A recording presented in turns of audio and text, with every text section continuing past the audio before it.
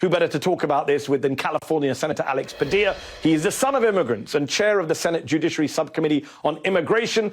Senator, good evening. Welcome to the show. You're part of this strategy to get immigration into the reconciliation package. What exactly would you like to see in there, and how exactly do you plan to get it past the parliamentarian? So good to be back with you, Mehdi, and timely, of course, given the judge in Texas's ruling just a couple of days ago. And let me just address that first. For any dreamers that are tuned in today or any friends of dreamers tuning in, this is not the end of the road. The Department of Justice has already announced they will appeal. And so the DACA program is kind of still remaining in place. This is not the death knell for DACA, but it is the most recent reminder of why we need Congress to act sooner rather than later. Just to kind of summarize what we've been trying to do this calendar year alone, 2021. We started the year with some optimism, some hope in the beginnings of a bipartisan process, trying to work Democrats and Republicans to achieve some of these reforms. Because look, as you mentioned, DACA is supported by Republican and Democratic voters across the country. Republicans in the Senate, different question. And so not putting all our eggs in that basket, we have been pursuing this reconciliation process, which I'm guardedly optimistic about. If we're able to achieve not just a security and a pathway for dreamers, but for essential workers through the reconciliation process, it's not unprecedented. In 2005, when Republicans were in the majority, they used this very same reconciliation process to change immigration policy as it pertains to visas. So we have a precedent here that we're trying to exercise again.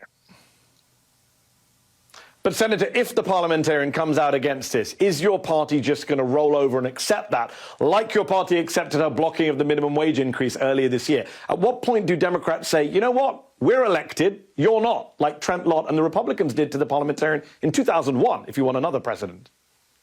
Yeah, well, look, there's a whole lot of issues. You've got a lot of immigration reform, voting rights, climate change, and so much more that is an existential threat. And so everything is on the table to be able to get things done with or without the parliamentarian. It may take a vote on whether it's the DREAM Act or essential workers or maybe a comprehensive immigration package on the floor of the Senate so that the public clearly knows which party is for immigration reform, justice for immigrants that are contributors to this nation, and which party is not. We've heard a lot from our Senate Republican colleagues, they support dreamers, but they're full of excuses and just can't bring themselves to support common sense reforms that are long overdue. You're going to Atlanta tomorrow for a Rules Committee field hearing on the need to pass voting rights protections. Last week, the president gave his big speech in Philly on voting rights. It was a great speech in terms of laying out the argument and the threat and the historic moment we're in. But where was the plan to get the For the People Act passed? I didn't hear one. The president doesn't seem to have one. Do you? Once again, if whether it's elimination of the filibuster or at a minimum, an exemption or carve-out, whatever terminology you prefer, to the filibuster for the sake of securing our democracy, this is critical. This is critical. And the public has a role here, which is why we're going to Georgia. It's in many ways, it's not the only Exhibit A for why we need the For the People Act, but the audacity and cruelty of some of the changes to election laws in Georgia is what we're trying to highlight and uplift as a strategy to not just continue to raise the attention for the general public, but to apply pressure on our colleagues. The last time we were at a critical moment, remember, we didn't even have the support of Joe Manchin for the People Act. But between what was happening in Georgia and Texas and Arizona and elsewhere, we had them shift. And so whether it's for the policy, moving Republicans, or some of my Democratic colleagues for reforming the filibuster, we're trying to create that opening to get this done.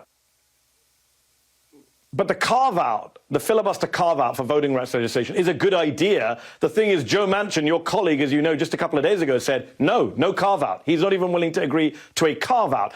His friend Senator Sinema, another obstructionist when it comes to the filibuster, she posted a tweet commemorating the late civil rights icon John Lewis. His death was 1 year ago this weekend.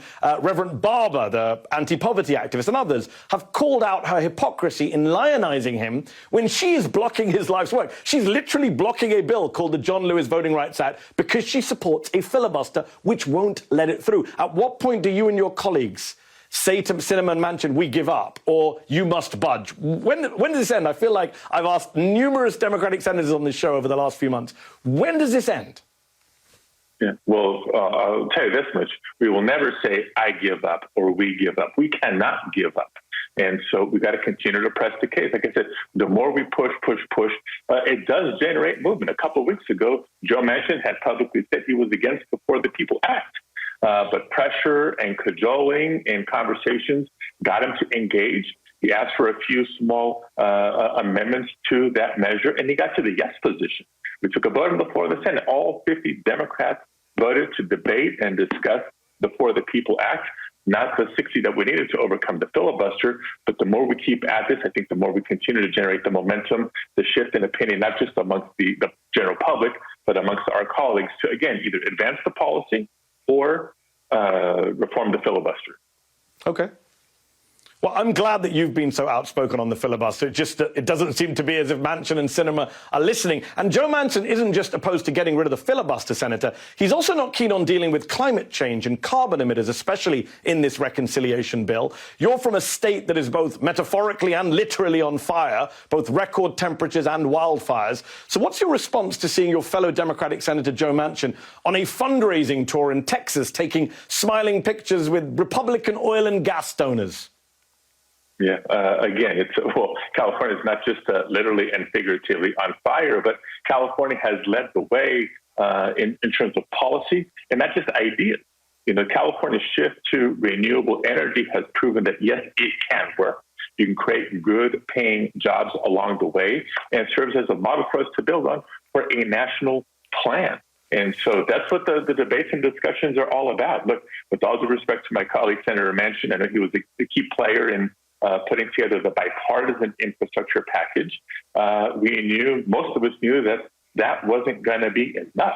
And as a member of the Budget Committee, for days and days and hours on end, sitting sort of literally with Chuck Schumer to my right, Bernie Sanders to my left, other colleagues around the table, to come forward with that $3.5 trillion package that meets the moment from a climate change standpoint, plus from a child care standpoint, from a resiliency of the grid standpoint, from so many other areas. Okay. So I do think that the process has momentum, and we'll have the support of all 50 Democrats in short order.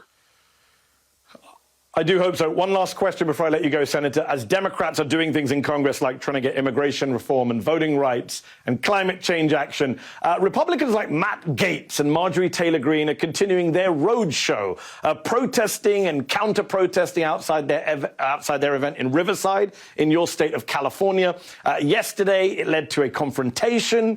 We saw it all over social media. You have these America First far-right GOP members of Congress riling up people, provoking scenes like that, far from their own homes.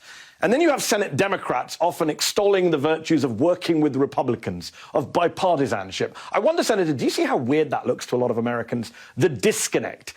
Is your party in denial about what the GOP has become? Yeah, look, I think they're not completely inconsistent. Let me be clear about this.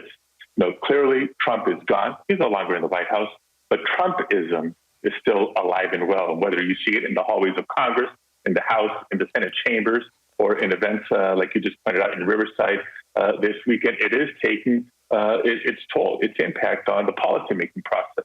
In Congress, most of the American public would ideally like to see bipartisan agreement on good policy. And so we got to try. The difference is we can't wait for Republicans to come around. So we give it a good faith effort, and if they're not going to participate and reciprocate, then we have to move forward, even if it means abolishing the filibuster to do for the nation what we know needs to be done. Senator Alex Padilla, Democrat of California, appreciate your time and your insights tonight.